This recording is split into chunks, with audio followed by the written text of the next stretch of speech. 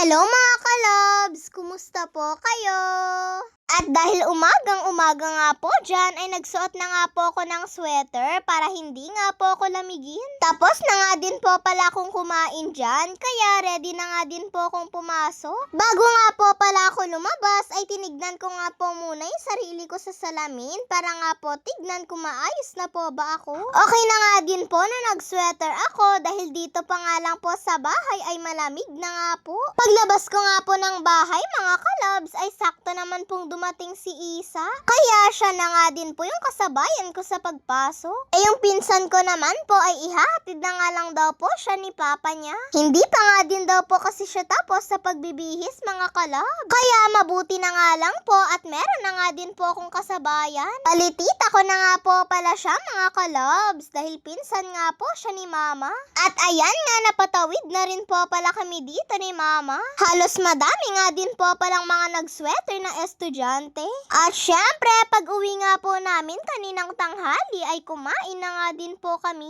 Eto po palang dinuguan yung binili nila mama at papa. At meron nga din po palang lumpiang gulay at okoy. Gusto nga din daw po kasing magsawsaw ni mama sa suka. Yung sabaw po pala ng dinuguan yung pinipili ko rito. At saka nga po yung laman. Sabi nga po ni papa ay diretso kutsarahin ko na nga lang daw po dahil parehas lang din naman daw po ito. Kaya ayun na nga lang po ang ginawa ko. Gusto ko nga din po kasi sa dinuguan ay yung may konting sabaw nga po mga kalab. Eto nga po kasing nabili nila mama ay wala nga po siya masyadong sabaw. Sabay-sabay na rin po pala kami nila mama, papa at kuya sa pagkain. Pero may pasok po pala dyan si papa ng alas 3. Kaya pwede niya pa nga po kaming maihatid mamaya kapag papasok na nga po kami ng pinsan ko. Kapag nga po kumakain kami ay dito nga po kami minsan natatagalan. Puro kwento nga din po kasi ako sa kanila mama at papa sa mga nangyayari sa amin sa school. At ayan na nga po mga kalabs, pagkatapos ko nga pong kumain,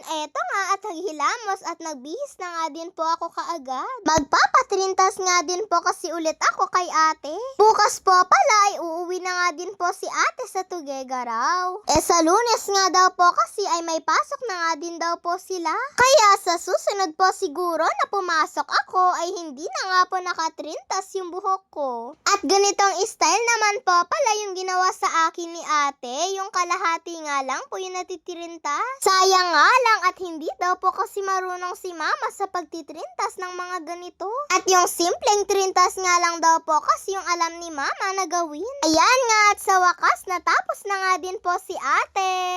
Tignan niyo naman po yung kaganda ng ginawa niya oh. At sobrang nagustuhan ko nga din po yung ganitong ayos. Si mama nga po kasi yung nagsabi na ganito nga daw po yung gawin naman sa akin ni ate. At ayan nga nagpaalam na nga din po ako kay papa dahil papasok na nga din po kami. At pagdating nga din po pala dito ng pinsan ko, aba at nakatrintas nga din po pala yung buhok niya. Si mama niya nga daw po pala yung gumawa sa kanya nito at marunong nga daw po pala siya. O edi parehas na nga din po kaming nakatrintas. Si tita na nga lang din po pala yung naghatid sa amin sa school dahil hindi nga din daw po siya pumasok. Si mama po pala na nagvi-video ay nandito nga po siya sa taas. Kumukuha nga din po kasi silang dalawa ni Lola ng karamay. Kaya dito na nga lang din po nakapag-video si mama. Ayan nga at pasakay na nga din po ako sa motor. At nung okay na nga din po pala ako, ayan at paalis na nga din po kami. Naku at may paberat pa nga po si tito sa pinsan ko. Pag uwi ko po pala ng hapon galing ng school. Ayan nga at sumama po pala sa amin si Nanang. Bibili nga po kasi kami ni mama ng ulam. Gusto nga din daw po kasing sumama ni Nanang para nga daw po makapaglakad-lakad. Ayan nga at hawak-hawak pa nga po ni Nanang yung kamay ko oh. Hindi naman po ako mawawala Kaya po pala nakasalamin si Nanang ng ganyan kahit wala nga pong araw. Protection daw po kasi yan ng mata niya dahil nasisilaw nga daw po siya. Nagsimula nga daw po ito nung naoperahan yung mata niya ng katarata.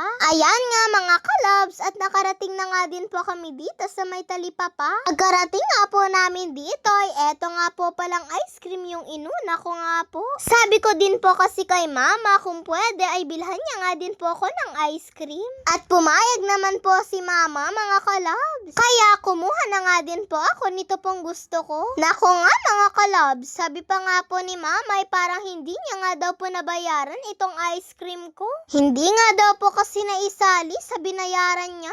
At eto nga lang daw pong mga binili ni mama ay nabayaran. Kaya sabi nga po ni mama sa susunod na nga lang daw po na bumalik siya dito ay tsaka niya na nga lang daw po ibibigay. Eto nga pong sinanang at napabili na nga din po siya ng para daw po sa ulam nila.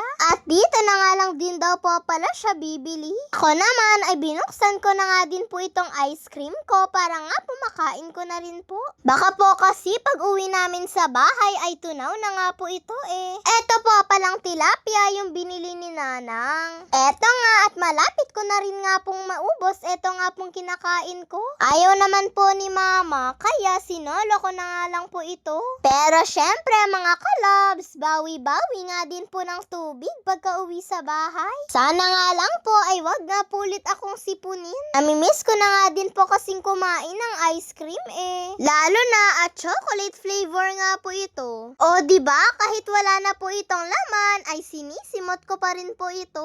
At pagkatapos po pala naming bumili, eto at pauwi na nga din po kami mga kalabs. Medyo matagal nga lang din po kaming maglakad dyan dahil medyo mabagal nga din po si Nanang sa paglalakad. Pero syempre mga kalabs, ganun po talaga. Kailangan nga din po natin siyang alalayan. God bless to all mga kalabs. Bye-bye po!